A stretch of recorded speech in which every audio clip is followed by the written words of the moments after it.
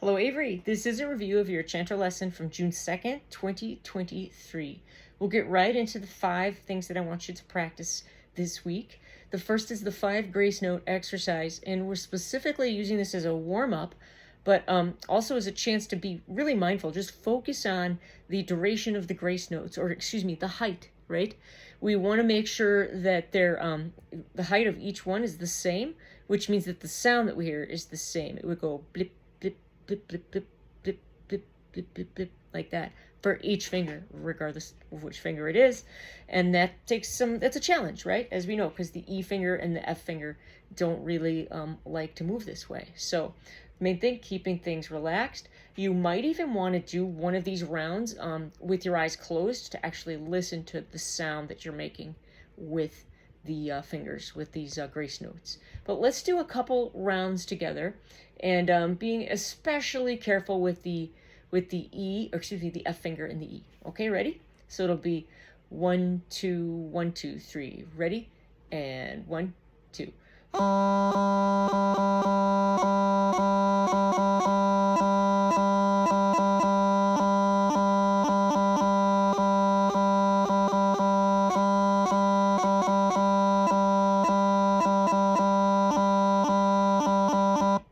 And you'll notice we started on low G. I didn't tell you that, but now you know. All right. I'd like you to pause the video for a little bit, just to do that again with your eyes shut and just listen to the sound you're making. All right? So go ahead and do that and then come back. Okay, so we've done the 5 grace note exercise warm-up. The next thing is the high G grace note scale. And I believe you have this written down in a couple of places. This is a pretty good page to look at it on page 74 of the tutor book here. And I know you've seen this before, but we're going to start with our high G finger in the air, and we're going to land on the low G first. So we'll start on that, and we'll go for it. Ready? And 1, 2.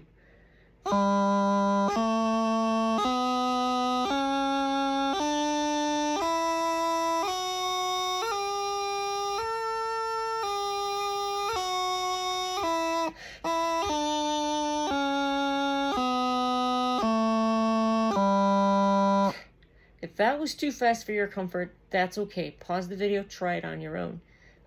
What I want you to be listening for is the duration of your G grace note. Every time it should be blip, blip, blip, right? But right now, let's try it again, because it says on the notes we're going to have you just do this 2 times. We don't need to go crazy with this. Again. 1, 2.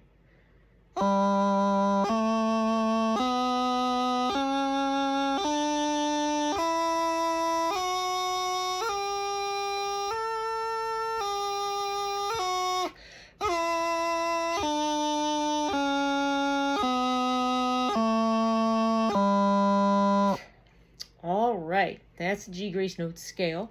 The next thing that we looked at, or worked on, was the double high G scale. And this is the doubling that shows up in the second part of Scots Wha Hae, and I think it comes from an F.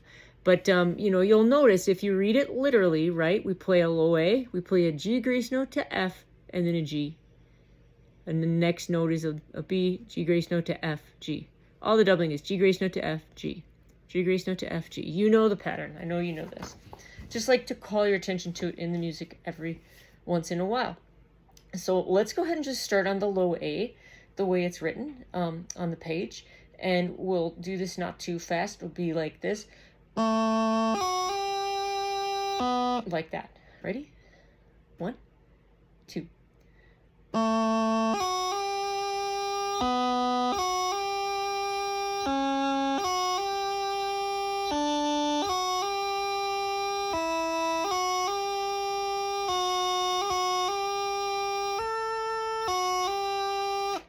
As we've mentioned in class, that last one is it's a half doubling. It's not really a doubling, but it's okay. We'll play it in the scale. Let's do it again. Ready? Get your fingers in the low A position. Double high G, or high G doubling scale. And 1, 2.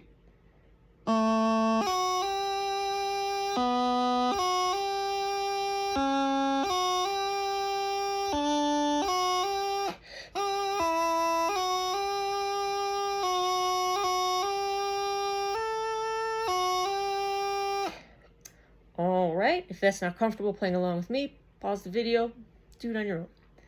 All right. And of course, you know, we're talking about this idea of leading with the G grace note in all of these movements. So that's on your notes. Make sure you're paying attention to that throughout the week. For Scots Wha Hae, that's the next thing on your list. That's the next thing we went over. You did a really nice job, for the most part, of playing part one. I just say for the most part because it was a little rusty. But I know that's not going to be the case for long. So what we'll do right now is let's play part one of Scots Wha Hae. Just one time through. All right? Dum dee dum do do re. So on 3. 1, 2.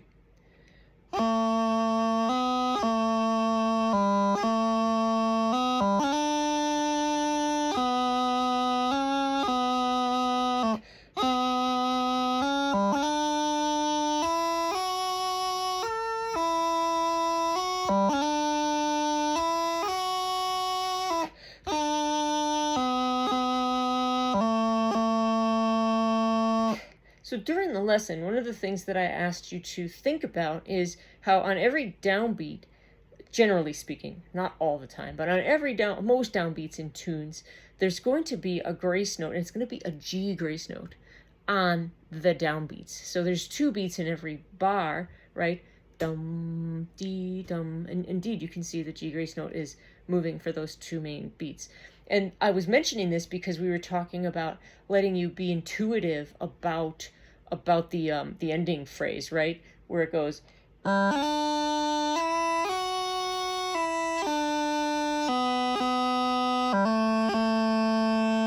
right?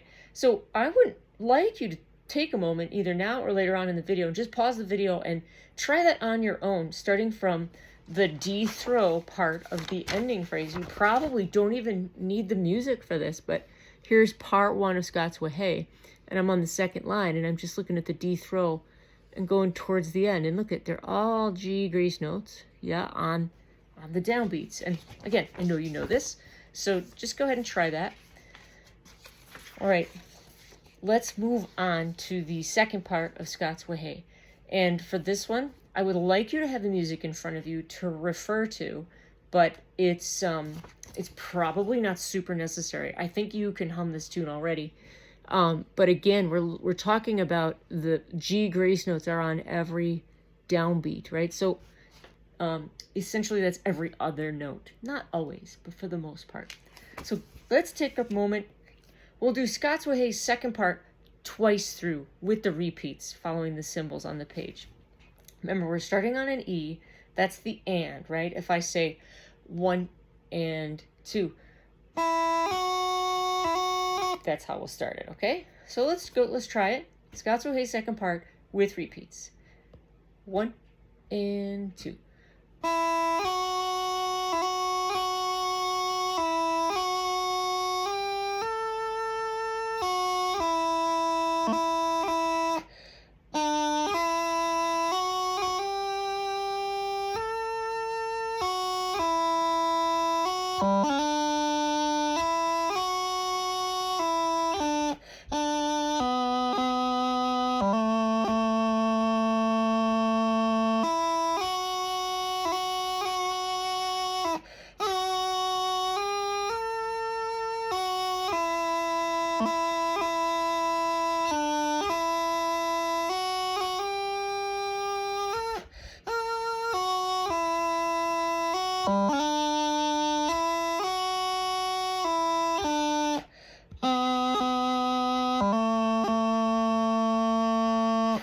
All right.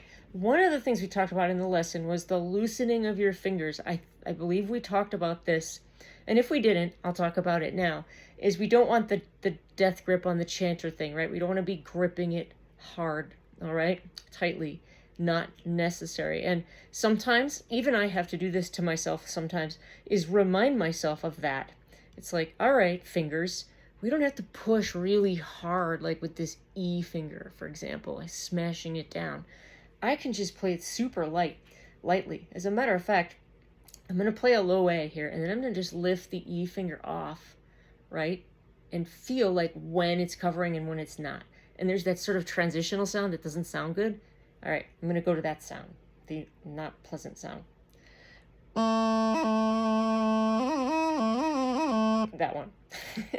Right? So obviously when we're making that sound, it's not good.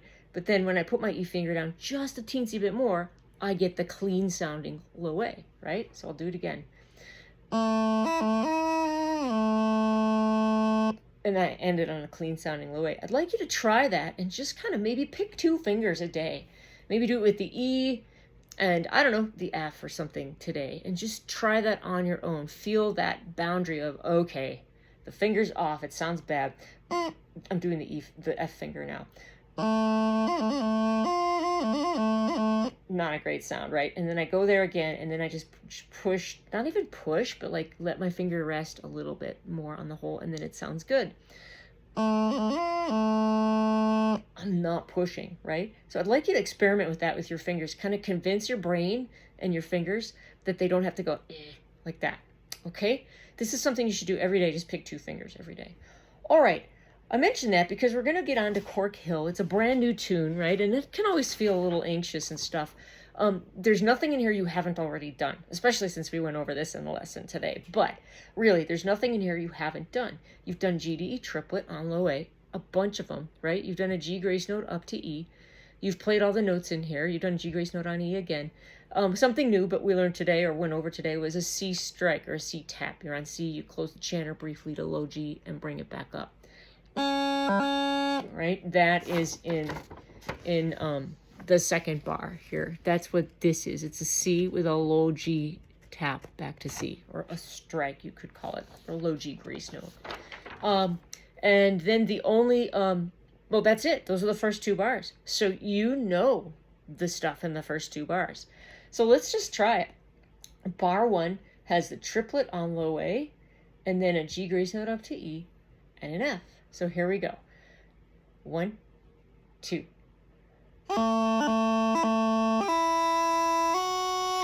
Let's try that again. 1, 2. Now in the lesson today, we were focusing on how when you're done with the triplet, right, there's that low A there, and then you need to just play a G grace note up to E. That transition is one you should take a look at on your music. You've done the triplet. It's all good. You're on the low A, G grace note to E. So for a moment, we're just going to play low A, G grace note to E. Just breaking it down into its parts. Low A, G grace note to E sounds like this. Ready? We'll do it on a count. 1, 2. 1, 2. 1, 2. Okay, again, that was the transition, right? After the triplet to the E after the triplet. Let's put bar 1 together. So we're going back to the beginning, right? And we're going to go dum, bum, bum, da, dee, and go up to the F and stop at the F. All right, ready? 1, 2. 1, 2. 1, 2.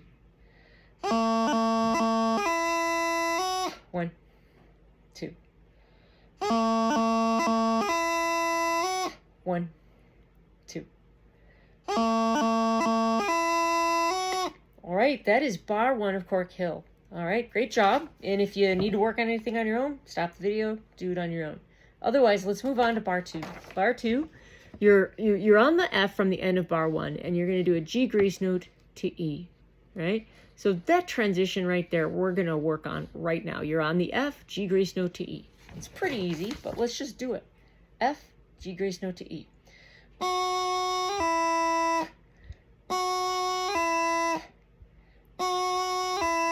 Okay, the reason I'm focusing on that is because it's connecting the previous bar to the next bar, right?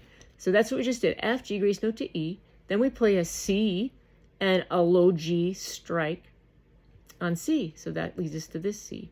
And then we have a G grace note up to E and an F, which is exactly the same 2 notes that were at the end of bar 1. So let's try bar 2, starting on the F at the end of bar 1. So we're on an F, and we're going to G grace note to E, C, strike to C, back up to E with a grace note, F. Let's try it. F is your pickup note. So 1, 2.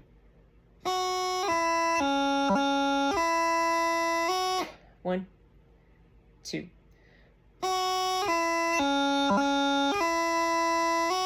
1, 2. 1, 2. 1, 2.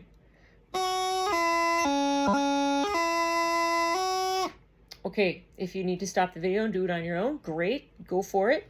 If not, let's go ahead, or once you do that, come back. And let's go ahead and play the first two bars of Cork Hill, right? Okay, so it's going to be dum, bum, bum, da-dee, da-da-da, da-da-da, da-dee, right? And that's that C with the strike to low G, C there. G, D, E, E, F, E, C, C, E, F, like that. Let's try it. On 3. 1, 2.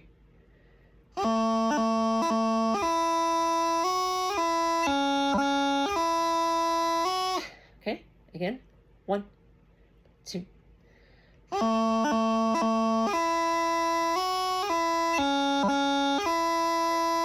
1, 2.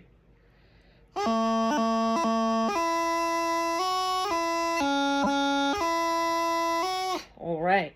One of the things I want you to be listening for, especially as you progress through the week, is that C strike, right, in bar 2, that, right, making sure that you're lowering these two fingers at the same time. And you did it fine in class today. It's just something to be listening for. The other thing that you can start to listen for is what we were talking about earlier in the lesson today, which was the duration of your grace notes, especially in the triplets, right? Blip, blip, blip, right? So if I play a series of G, D, E triplets on low A, all the little grace notes should sound the same.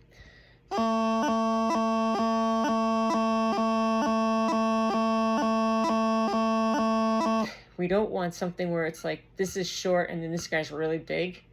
Like, that would be not what we want. And if that is happening, and I'm probably exaggerating, but let's just say your E finger isn't doing its grace note as tightly or short as the G grace note, you just work on that on its own for a little bit. You know how to take care of that. But don't overdo it, right? Just get like 3 good ones, right? Let's just say, all right, E. Okay, again. I'm just doing 3 in a row, right? You can play around with it. You could do 3 triplets in a row. You could go.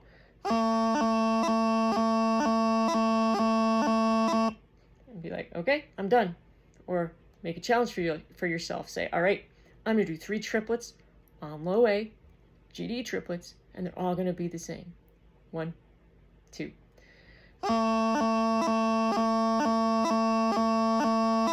And if you didn't like what you hear, just do it again. All right. Have a great time. See you next time.